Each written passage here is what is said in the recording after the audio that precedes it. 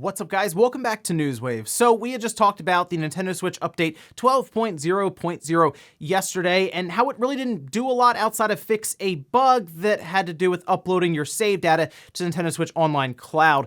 But there had been a lot of changes made under the hood for this firmware, and as data miners started to go through it, they found an interesting feature that had been added that's causing quite a bit of speculation. We'll talk about that one here today. Also, E3 is back for 2021. We had the full announcement as well as all the different companies that will be participating in the event and some that'll be sitting this one out. Oh, and it turns out Time Splitters 2 4K has been actually hiding right in front of us this whole time. Guys, if you enjoy these videos, make sure that like button helps out a ton. And if you're new to this small channel, make sure you subscribe down below. And we're going to start today with Diablo 2 Resurrected, an announcement that got everyone in the Diablo community really excited. Then we find out that you can bring your original characters from Diablo 2 all the way up now to this newer version in 2021. And we, of course, we're signing up for that technical alpha on the website. We were just wondering, when will that take place? Well, we do have the time and date for that start, and that'll actually be this weekend. We can head over here. This is PC Games N saying the single player technical alpha begins on April 9th at 7 a.m. Pacific, 10 a.m. Eastern, and will last until April 12th, 10 a.m. Pacific, 1 p.m. Eastern. A limited number of players who have signed up on the official site will be randomly selected for the test. The alpha will let you through the entirety of the first two acts as one of three classes: the Barbarian, the Amazon, or the Sorceress. You'll get to see most of the benefits of the Resurrected Remastered here, but not the improved cinematics. Those just aren't finished yet. And to go a little further, if you don't make it into this one, apparently they're also planning a full multiplayer technical alpha that I'm sure they'll need a lot of people for to kind of stress test the servers and the game itself. There's also talk that they'll be handing out quite a few keys to different streamers on like Twitch, for example. So if you don't make it in, make sure you check out Twitch at that time over the weekend, because you should at least be able to catch quite a bit of gameplay. Also, we had a trademark filed by Square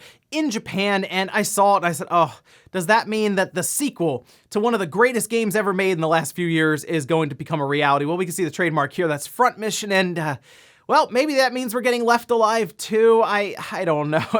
I hope not, because Left Alive, it was part of the Front Mission series, and wow, it was pretty bad. What I would like to see here is that they either do nothing with this, and this is just them doing a trademark around the series just to kind of, keep up to date on it, or do a Front Mission compilation, a collection, if you will, where they get some of the Front Mission games together and just release it as one SKU on like a disc for the PlayStation 4 or the PS5, or put it on the Switch itself. I think it'd be really fun to get like the PS1 Front Mission 3, for example, and maybe go back and get the Super Famicom Front Mission and translate that, and a lot of things they could do from the history of Front Mission. But based on what they did with Left Alive, I think it's a better idea to kind of leave that one alone. Oh, and we did get a comment from PlayStation around how the entire deal for MLB The Show 21 heading to Game Pass day one came about, and it's exactly what I figured. We can head over here. This was a quote that was received by Inverse from Sony themselves with a spokesperson, where they said, as part of the goal for this year's game, MLB decided to bring the franchise to more players and baseball fans.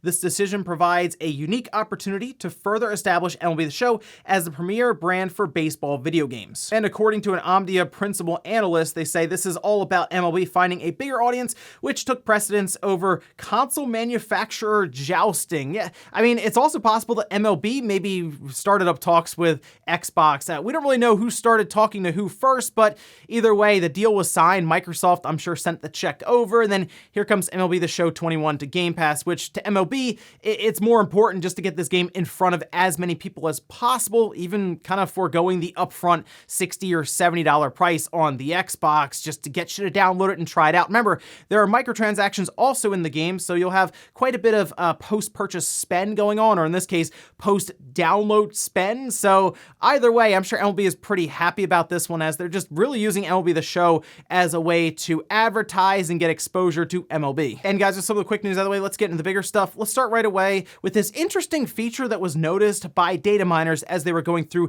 that update 12.0.0 for the Switch. See, it was kind of strange when we made that quick jump up to the next full number, I guess, going from like 11 point something all the way up to 12. Usually when we see that happen, because of like, I guess the overall importance we put on these numbers for the firmware, we assume that means we're at least getting profile pictures. I mean, everyone's been calling for folders and themes and all of this, and when none of that happens, despite making this large of a jump, there's still a lot of questions. I actually saw some videos of people just still kind of in disbelief that nothing happened with this. Well, we have had full firmware jumps in the past that had more to do with the back end of things for the firmware than what we actually see. A lot of times it has to do with heavy changes for security purposes.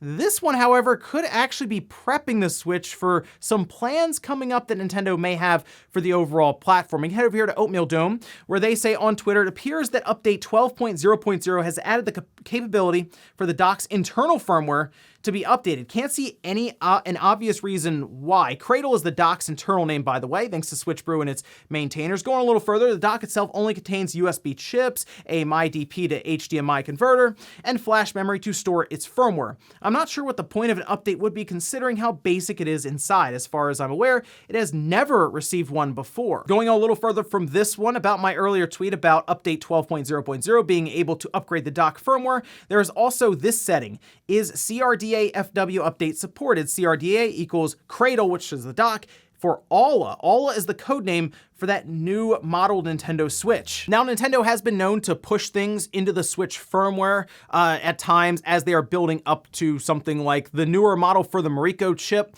that we had in that red box Switch and then the Switch Lite. That made its way into the firmware ahead of time as they were kind of prepping it and getting it ready for when those systems hit shelves. It's better to get a lot of these things figured out, obviously, before you get the system there and then hope everything works out at that time. It's better to kind of get things stable and make sure all the firmware is ready to go ahead of time.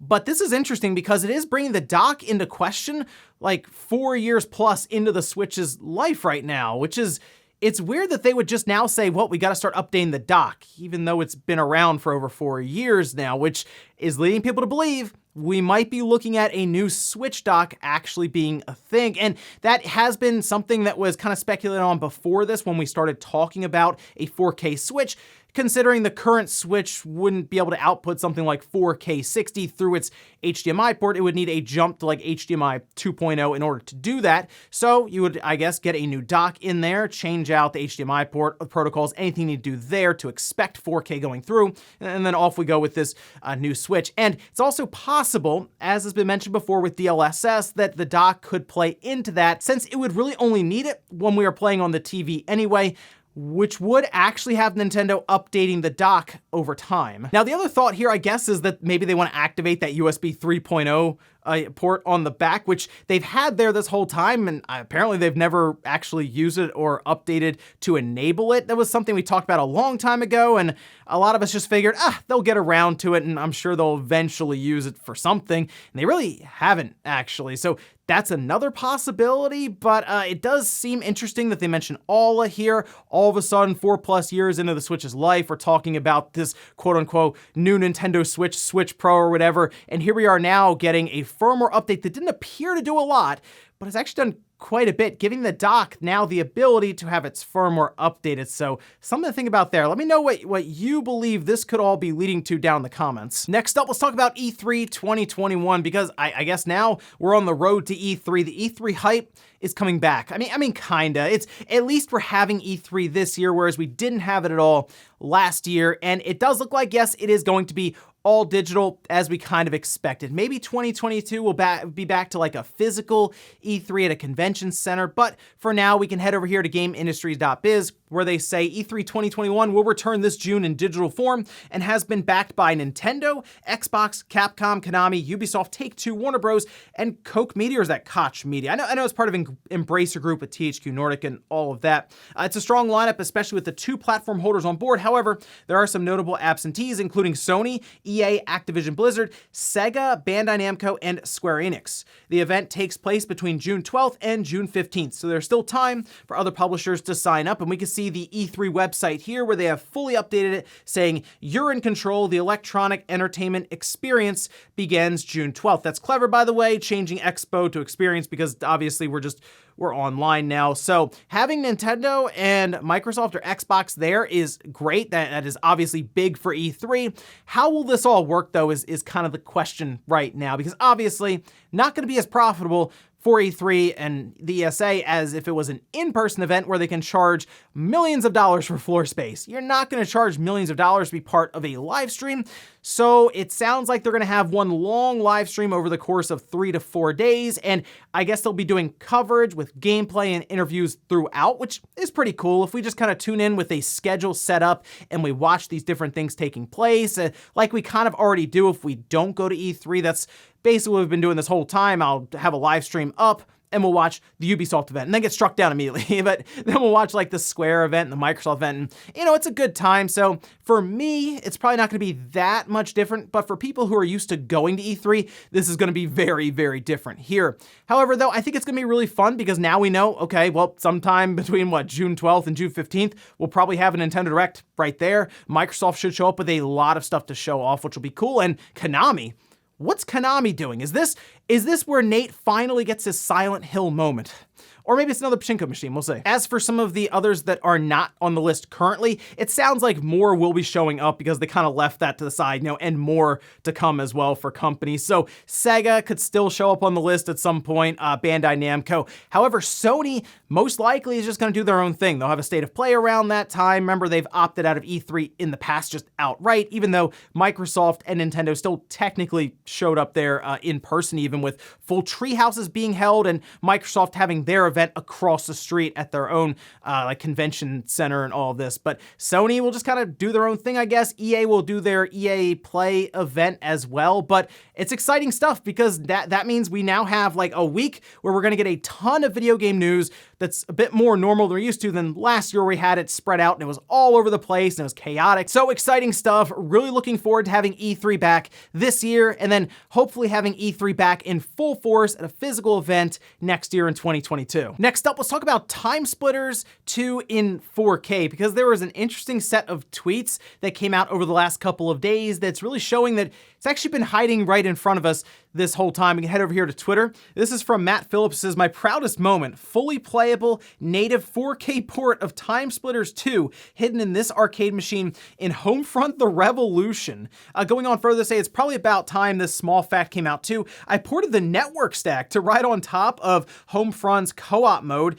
If, and that's a big if, anyone was able to hack 2 or more arcades into one of the co-op maps, it'll boot to the multiplayer menu. I don't know how feasible that is though, since it's all server authoritative and they never offer dedicated servers. So we already knew that there was a version of Time Splitters in Homefront itself, but we only really thought there were 2 levels in there because that's all you could play on this arcade machine.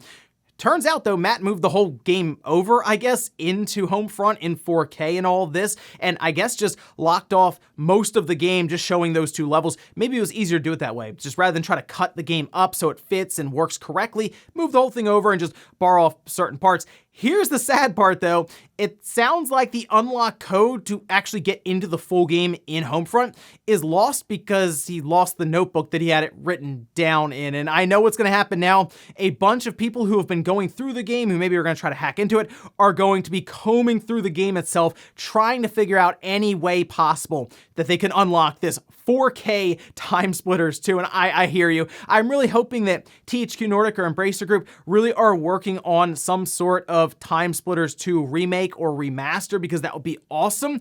But in the meantime, this is like the closest thing we have officially, I guess, for Time Splitters 2 4K. So you bet people are going to be going through and trying to break into it, and we'll see what happens here. But interesting stuff to find out, as well as the possibility of there being multiplayer inside of Homefront by hacking together more of these arcade units. I think now that this info's out, we're going to see some crazy stuff going on in Homefront. And in our last bit of news, let's finish up quickly with some of the Game Pass games that are going to be heading to Xbox and the cloud for April. We can see this card here that are showing all of the games, and we'll quickly go down the list here, starting with Grand Theft Auto 5. That's on cloud and console, by the way. This is a pretty big deal because that means Grand Theft Auto 5 has now finally made it to your cell phone or soon to be browser, as it appears that people have figured out a way to get the Microsoft app onto their PC, and it is actually working through the cloud on PC. So keep an eye out for that one too, but that's Grand Theft Auto 5. Then we have Zombie Army 4 Dead War. That also coming to cloud, console, and PC. Disneyland Adventures on the cloud. Rush, a Disney Pixar adventure on cloud. Those are all coming April 8th.